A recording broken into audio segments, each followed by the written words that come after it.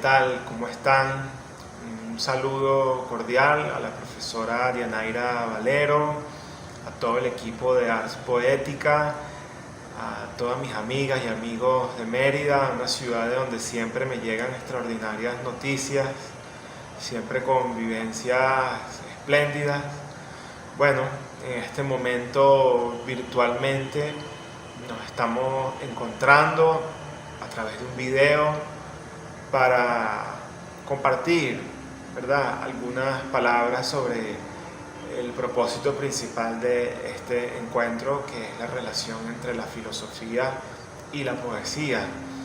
En mi caso quisiera darle la vuelta al enunciado y hablar más de una relación entre las experiencias de la poesía y la filosofía, más que como unas disciplinas de estudio académico, escolares, justamente como eso, como una experiencia donde ambas aguas convergen.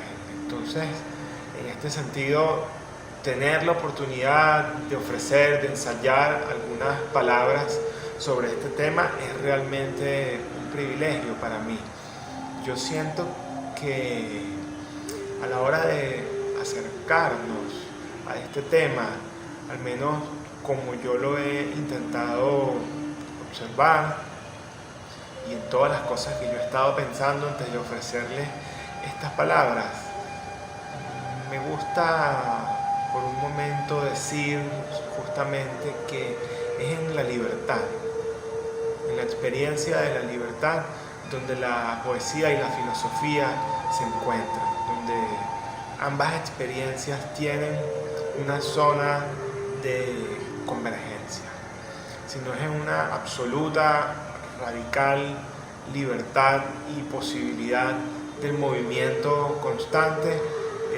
Veo muy difícil, casi imposible, el ejercicio, la experiencia de la poesía y algún tipo de reflexión filosófica. Me parece que los poetas discurren en imágenes, a veces en símbolos y metáforas. Posteriormente surgen algunas reflexiones que vienen a formar parte seguramente de una poética, en el momento en el que el poeta se sienta, digamos, a reflexionar sobre la naturaleza de su oficio, sin que eso se convierta en una insistencia ni nada por el estilo. Es decir, muy intuitivamente, desde la poesía empezamos a encontrar, digamos, algunos puntos donde podemos decir: el poema me lleva a una experiencia y a una reflexión sobre la libertad, por ejemplo. La filosofía, en este sentido, se detiene con otros ojos porque establece sistemas, establece a veces paradigmas, establece reflexiones, tomando en cuenta toda una tradición de comentaristas, por ejemplo. Pero si nosotros vamos al sentido más primordial de la filosofía, no es otra cosa sino el conocimiento de sí mismo, ¿verdad? Tenemos ese famoso enunciado que dice: conócete a ti mismo y la filosofía bajará del cielo para ti. Una cosa muy interesante. Y seguramente el poeta, en ese sondeo, en ese buceo, puede encontrar muchísimas pistas, ¿no? Así como aquella otra sentencia de que carácter es destino, o tu daimón es tu destino. Me parece que en estos dos blasones, en estos dos emblemas, en estos dos compactos aforismos, encontramos una fuente donde las personas que practican la filosofía, o las personas que se consideran a sí mismas filósofas o filósofos, y los poetas, podemos entrar en una zona de confluencia y establecer así, digamos, un simposio, un banquete amistoso. Esa es, ¿no? La inquietud por la libertad de andar, de derivar, de discurrir, de meditar en torno a los temas que siempre van a estar presentes, ¿verdad? Como diría Borges, las Kenningans, las metáforas eternas que por un momento nos hacen sentarnos en esta mesa que dentro del espacio volátil y virtual nosotros estamos compartiendo, pero en algún lugar me gusta imaginar que también durante los días que ha durado este encuentro, los filósofos y los poetas, los que están aquí y los que ya no están aquí, los que viven en otros lugares, están en un simposio, divirtiéndose y entonando canciones y diciendo epigramas y aforismos y divirtiéndose también con nuestras ocurrencias, a veces ingenuas, a veces disparatadas, a veces divertidas y a veces lúcidas. Creo que esa es la forma de acercarnos al regalo de esta invitación. Yo les hablaba de un simposio que siempre está allí. Me gusta imaginar que en una mesa se sientan Heráclito, se sientan Parménides, se sientan Zambrano, Safo, Hölderlin, Novalis, Basho y Lao Tse. En ese simposio ellos también nos están viendo y se están riendo con nosotros. Y bueno, un recién llegado a ese banquete, como lo es George Steiner, que es un pensador tremendo que se sitúa a mitad de camino entre la filosofía, la teoría, la literatura, pero siempre muy preocupado y muy atento a la poesía. Es uno más que llega a ese convite maravilloso y para anunciarse dice estas palabras que les voy a leer a continuación y me gustan muchísimo. Dice George Steiner en una entrevista que conseguí de las mejores, de las últimas que dio en su vida, donde él dice que él solo es el cartero, el postino, él es solo un mensajero que ha llegado a ese otro mundo, y dice: somos los invitados de la vida y tenemos que aprender a ser buenos invitados, y como judío tener siempre la maleta preparada, y si hay que partir, partir y no quejarse.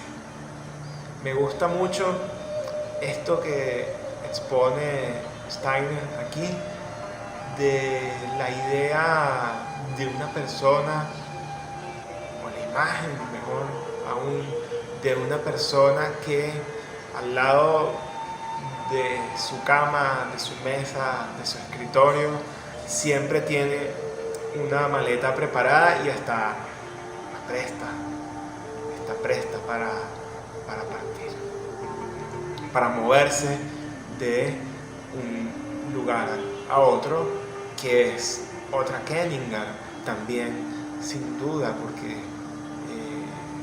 ya muchas tradiciones, el taoísmo, el sufismo, nos hablan de que lo único que se está moviendo siempre, lo único que siempre está presente es el cambio.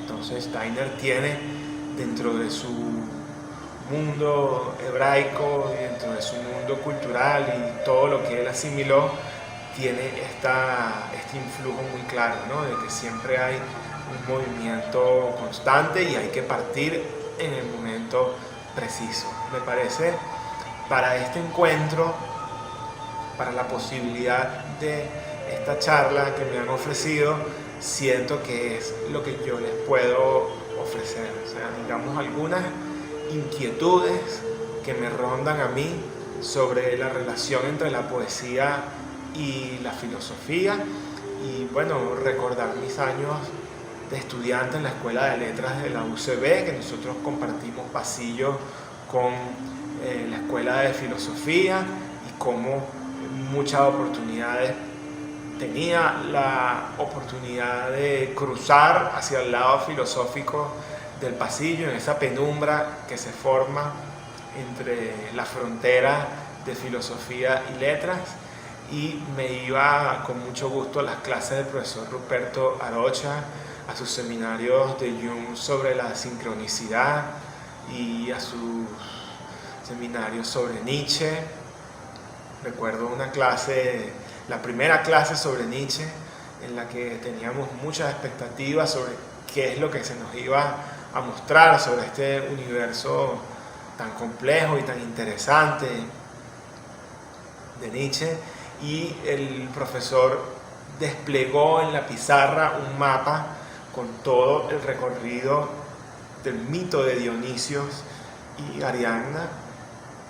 De alguna manera nos mostró cómo a partir de Dionisio la sabiduría del mundo, y sobre todo aquí en Occidente y ahora, a veces la percibimos como despedazada, la percibimos como fragmentada, pero hay ciertos justos, como diría Borges, que se ocupan de irla recomponiendo nuevamente, como si la misma sabiduría se reparte, hubiese estallado durante un momento de la humanidad, pero hay unas personas que en secreto se ocupan de recomponerlas, de recomponer a ese Dionisio sabio, alegre y festivo, para volver a ver las cosas desde un punto de vista. Y justamente ahí, en esa experiencia, también converge la filosofía y la poesía. Les decía al principio, la experiencia de la libertad inquieta muchísimo a ambas partes, vamos a decirlo así, tanto a la filosofía como a la poesía. Pero también, además de la libertad, en la pregunta por lo sagrado, por los dioses, por las divinidades, también hay allí un punto de convergencia. Nietzsche decía que él creía en un Dios que baila. Es una de sus sentencias más famosas, ¿verdad? Yo creo en un Dios que baila. Y mientras preparaba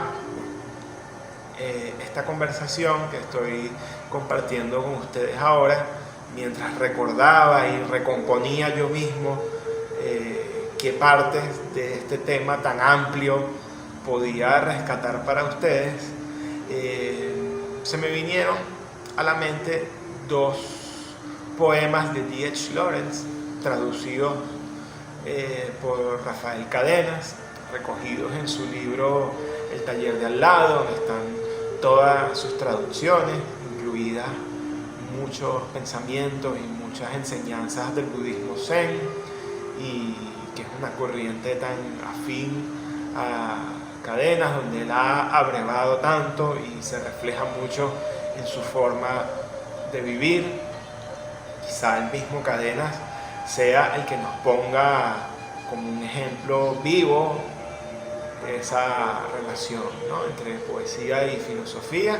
Si nosotros nos detenemos en sus lecturas, en su universo, en su conversación, nos damos cuenta de que ha estado muy permeado por la experiencia zen y por los pensadores que han irradiado esa luz oriental a Occidente, Krishnamurti y bueno, todos los pensadores que Cadenas refiere en sus libros de prosa, que son muchísimos y no vamos a detallar aquí.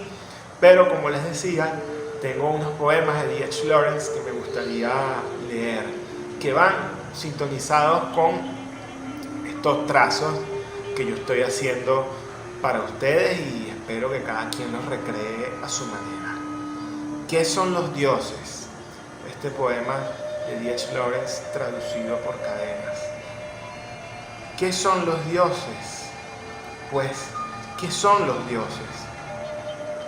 Los dioses no tienen nombre ni imagen, pero mirando un enorme estilo de verano, de repente vi hondo en los ojos de los dioses es suficiente. Me encanta este poema. En el Gita se dice que las divinidades aman el secreto. Y si bien esto es así, a veces parece que le permiten a los poetas susurrar ciertas cosas. Otro poema, los dioses, del mismo D.H. Lawrence. La gente se bañaba y tomaba posturas en la playa, y todo era desolado. Grandes miembros de autómatas, pechos de autómatas, voces de autómatas, hasta las sombrillas alegres eran autómatas. Pero una mujer tímida y sola estaba lavándose bajo un grifo, y el resplandor de la presencia de los dioses era como lirios y como nenúfares. Entonces, con este resplandor me despido de mis queridas amigos, amigas de Mérida, todos recordados muchísimo, con gran cariño, la profesora Dianaira Valero, Royce Abreu, Jairo Rojas, Jesús Montoya, Gabriel Mantilla Chaparro, Luis Moreno Villamediana, en fin, tanta gente con la que hemos compartido muchas experiencias gratas. Espero no haber olvidado a ninguno y me dispensan si ha sido así, pero con gran cariño les dejo, este mensaje que espero sea de su provecho, de su interés, y seguimos en la posibilidad de encontrarnos. ¿Ok? Les mando un fuerte abrazo.